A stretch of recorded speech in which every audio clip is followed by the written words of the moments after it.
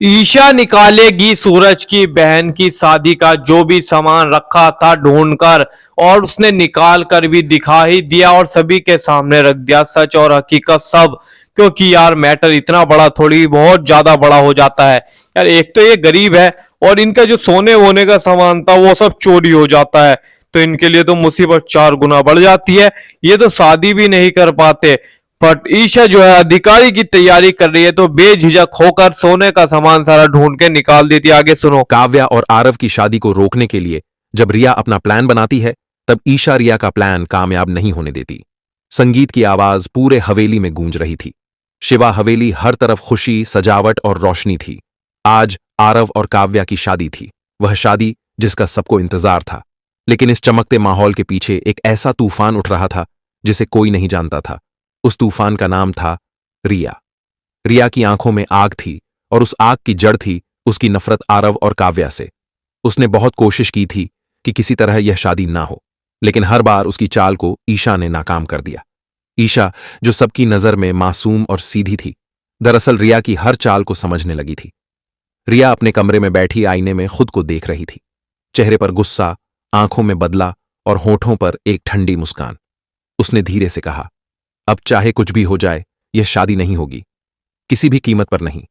वह आईने में अपने ही प्रतिबिंब से कह रही थी, जैसे किसी दुश्मन से बात कर रही हो। तभी उसने अपनी अलमारी खोली। उसमें रखा एक लाल जोड़ा निकाला, वही जोड़ा जो काव्या पहनने वाली थी। उसके होठों से एक सर्द हंसी निकली। अब इस जोड़े में मंडप में बैठूंगी मैं, और सबको लगेगा मैं ही काव्या हूं। उसने अपने बालों को ठीक किया, चेहरा हल्के मेकअप से सजाया और खुद को दुल्हन की तरह तैयार करने लगी।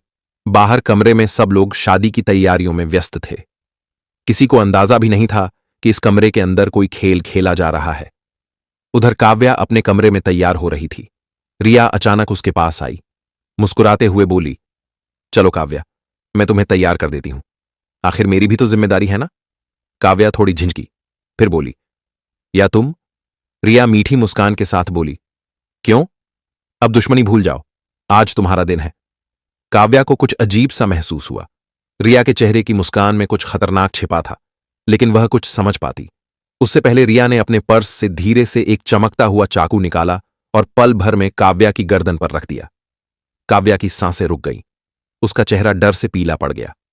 रिया की आंखों में पागलपन झलक रहा था, और कहीं ईशा का सच्चा प्यार। आज का दिन साबित करेगा कि जब प्यार, भरोसा और सच्चाई एक साथ खड़े होते हैं तो हर रिश्ते की विजय तय होती है।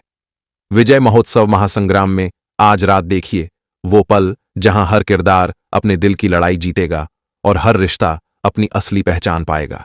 विजय महोत्सव महासंग्राम में आज देखिए 3 रिश्तों का एक साथ मिलन, मन सुंदर, मन अति सुंदर और पति ब्रह्मचारी। यह तीनों सीरियल आज रात यानी कि 7 अक्टूबर को एक साथ देखने को मिलेगा, और यह हर रिश्ते की जंग है। एक तरफ मन सुंदर में अभी तक जितनी लड़कियां उस गुंडे के कैद में पड़ी हुई हैं, वह सब जल्द ही नहर की मदद से बाहर निकलने वाली हैं, क्योंकि नहर उन लड़कियों को उस कैद से मुक्त करने के लिए उन गुंडों से भीषण लड़ाई करते हुए नजर आएंगे। वही मन अति सुंदर में राध्या को जिस नकली तांत्रिक ने कैद करके मिट्टी में दफनाने की कोशिश की, उसका सच जल्द ही प्रथम के सामने आएगा। वर्तमान ट्रैक में प्रथम श्री रामचंद्र जी महाराज के किरदार में नजर आ रहे हैं, लेकिन इन तीनों सीरियल में सबसे बड़ा खलनायक पति ब्रह्मचारी के मुख्य विलेन यानी कि गुलाब सिंह का रोल है, जिसे आजकल दर्शक बड़े पर्दे पर देख सकते हैं। अगर पति ब्रह्मचारी की बात करें तो रिया बनी काव्या। वह मंडप की ओर बढ़ी। बाहर बैंड बज रहे थे, लोग नाच रहे थे और किसी को शक नहीं था कि दुल्हन के घूंघट के नीचे कौन है। मंडप में आरव बैठा था, चेहरे पर खुशी और आंखों में प्यार।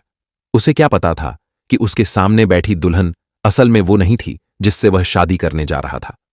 इधर कमरे में ईशा और काव्या दरवाजा तोड़ने की कोशिश कर रही थी। ईशा ने पूरी ताकत लगाई और आखिरकार दरवाजा टूट गया। दोनों तेजी से बाहर भागी। काव्या के चेहरे पर डर था, ईशा के चेहरे पर दृढ़ निश्चय। उधर मंडप में पंडित मंत्र पढ़ रहा था, मांगल्यम तंतु नानानेन। और ठीक उसी वक्त ईशा ने जोर से चिल्लाया, रुक जाइए। सारे लोग वहीं ठिठक गए, सबकी नजरें ईशा पर टिक गईं। ईशा ने कहा, यह काव्या नहीं है, इसके घूंघट के नीचे रिया है। मंडप में सन्नाटा छा गया, सब हैरान। आरव ने तुरंत आगे बढ़कर दुल्हन का घूंघट उठाया और सामने थी रिया। आरव का चेहरा गुस्से से लाल हो गया।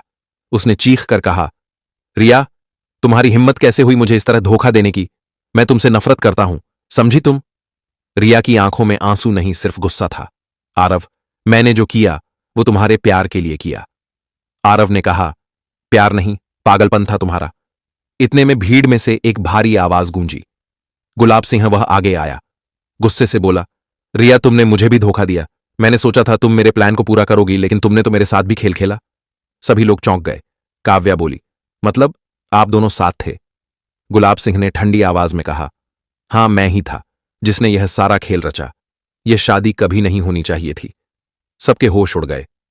अब सबको पता चल गया कि रिया अकेली नहीं थी। वह गुलाब सिंह के साथ मिलकर आरव और काव्या की शादी तोड़ना चाहती थी। ईशा गुस्से से कांप उठी। उसने कहा, मुझे पता था पापा, आपके इरादे कभी साफ नहीं हो सकते।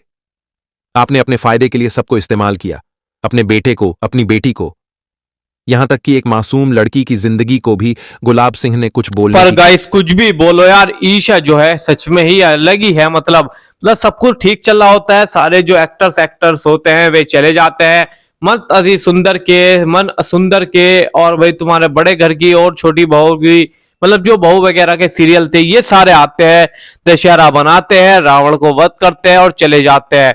बट इसमें दिक्कत यहां पर आ जाती है, जो आपका फेमस शो है ना पति ब्रह्मचार्य, उसमें जो है भाई सारा सामान चोरी हो जाता है ऑलरेडी, और ईशा उसे ढूंढ भी निकालती है।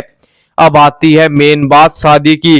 शादी में देखो तुम्हें पता है कलेश होना है, और ये शादी नहीं होनी है, मतलब होगी भी और नहीं भी होगी, क्योंकि उसके पिता नहीं चाहते तो शादी नहीं होगी। क्योंकि लड़की की बात अलग है, लड़की तो घर से चली जाती है, भाग जाती है, बट उसे उसके घर में रखना है, और उनके हिसाब से इतने नीच गरीब इन लोगों को हम घर में नहीं रख सकते। उसके पिताजी भाई ईशा का रिश्ता भी तोड़वाएंगे और अपने लड़के का भी रिश्ता तोड़ाएंगे, और अपनी मर्जी से फिर दोनों की शादी करेंगे। और उनकी भी बात सही है, क्योंकि माँ बाप अपनी मर्जी से करेंगे तो कुछ सोच समझ क्या करेंगे। बट यार ईशा और सूरज के बीच में प्यार बढ़ने लगा है। ईशा सूरज के बिना अब नहीं रह पाएगी, ना सूरज रह पाएगा, क्योंकि बात अब बहुत आगे तक पहुंच चुकी है। ये बात शुरू में ही खत्म हो जाती तो अलग बात थी। ईशा को कोई फर्क नहीं पड़ता सूरज क्या कमाता है क्या नहीं कमाता है, क्योंकि वो उसके साथ ज्यादा टाइम स्पेंड कर चुकी है, और वो जब इतने साल जी सकती है तो जिंदगी भी काट सकती है। और ईशा गलती से अधिकारी बन गई, और गलती से क्या, ईशा अधिकारी बनेगी बनेगी। उसने तैयारी कर रखी है, सेकंड अटेम्प्ट में वो बैठेगी, जो सेकंड अटेम्प्ट होता है उसमें बैठेगी और पेपर को ऐसे क्लियर कर देगी, शूशा एग्जैक्टली आंसर लिखेगी, सारी सारी ऐसे करेक्ट आंसर लिखेगी, जो कि बहुत सिंपल और इजीली लिख देगी वो। और ईशा की जिंदगी में आ जाएगा अलग ही तरीके का भोकाल। ईशा बनेगी जल्द से जल्द बड़ी अधिकारी। आप ईशा के लिए कीजिए अभी वीडियो को लाइक, और सूरज के लिए कर दीजिए चैनल को सब्सक्राइब, और रिया के लिए कमेंट में लिखिए अपनी प्यार भरी बात।